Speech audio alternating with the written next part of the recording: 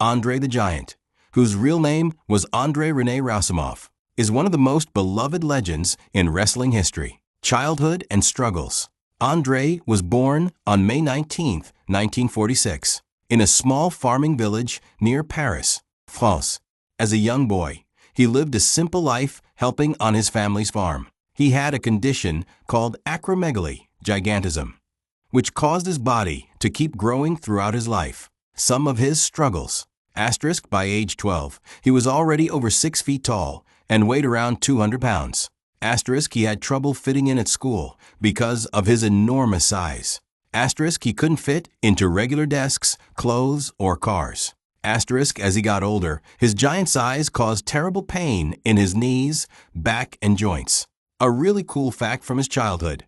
Famous playwright Samuel Beckett lived near André's family and sometimes gave young André rides to school because André was too big to fit comfortably on the school bus. How he got into wrestling. André left school at 14 and worked different jobs on farms and in factories. Eventually, local wrestlers noticed his incredible size and encouraged him to try professional wrestling. He trained in France and made his professional debut in 1966, wrestling under names like Monster Roussimoff and Jean Ferret. French-Canadian wrestler Edouard Carpentier saw potential in him and brought him to Canada, where he became a huge attraction. Eventually, Vincent J. McMahon signed him to the WWF, and the world came to know him as André the Giant. His last match. André's final match took place in December 1992 in Japan.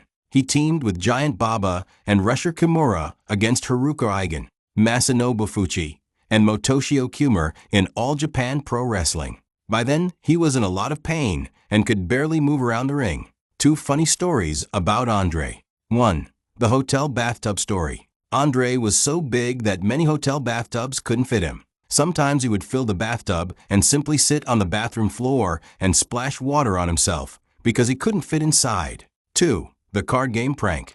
Many wrestlers said André loved playing cards and joking around. If someone lost a card game, André would laugh so hard that the whole room shook. He also enjoyed hiding people's belongings because he knew nobody could physically move him if he decided not to give them back. 1 amazing fact. At his biggest, André wore a size 22 shoe and stood about 7 foot tall, making him one of the most recognizable athletes in the world. Wrestlers who shared great stories about André. Hulk Hogan. Hogan often said André was the greatest giant in wrestling history and called him the attraction that made wrestling bigger than life. Jake Roberts. Jake Roberts said André was one of the funniest people backstage and loved making everyone laugh.